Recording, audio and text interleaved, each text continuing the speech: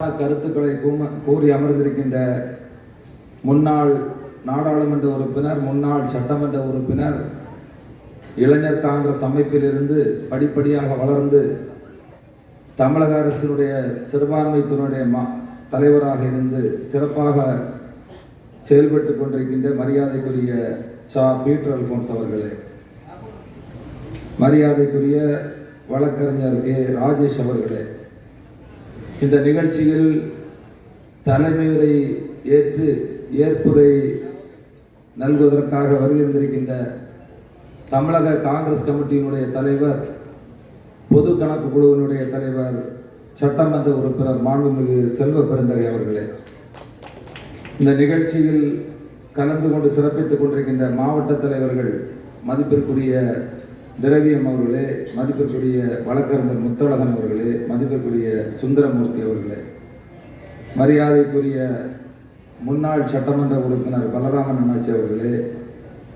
தமிழக காங்கிரஸ் கமிட்டியினுடைய பொருளாளரும் நாங்குநேரி தொகுதியினுடைய சட்டமன்ற உறுப்பினர் மதிப்பிற்கும் மரியாதைக்கும் உரிய ரூபி மனோகரன் அவர்களே, மூத்த தலைவர் மதிப்பிற்குரிய கோபனா அவர்களே, மரியாதைக்குரிய கீழானூர் ராஜேந்திரன் அவர்களே, மரியாதைக்குரிய அணுகுண்டு ஆறுமுகம் அவர்களே,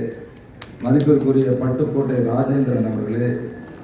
மாநில துணைத் தலைவர் மதிப்பிற்குரிய சொர்ணா சேதுராமன் அவர்களே, மதிப்பிற்குரிய பொதுச் செயலாளர் செல்வம் அவர்களே, அமைப்பு செயலாளர் மதிப்பிற்குரிய ராமோகன் அவர்களே, மரியாதைக்குரிய இதயதுல்லா அவர்களே, மரியாதைக்குரிய புத்தன் அவர்களே, மரியாதைக்குரிய ஏஜி சிதம்பரம் அவர்களே, மரியாதைக்குரிய சகோதரி கமலிகா அவர்களே மற்றும் இங்கே முக்கியமானவர்கள் அமர்ந்திருக்கின்றீர்கள். தயவு செய்து காலத்தின் அருமை கருதி இங்கே வருகின்றிருக்கின்ற அத்தனை தலைவர்களுக்கும்,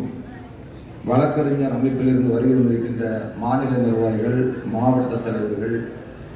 காங்கிரஸ் பேரியக்கம்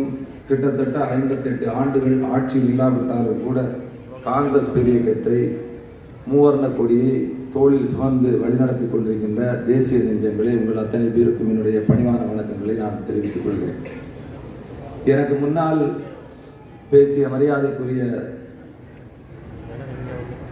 பீட்டர் அல்போன்ஸ் அவர்களும், மரியாதைக்குரிய பாஸ்கர் அவர்களும், மரியாதைக்குரிய சந்திரமோகன் அவர்களும் இந்திய அரசியலமைப்பு சட்டம், அரசியல் சாசனம் இவற்றை பற்றி மிக தெளிவாக சொன்னார்.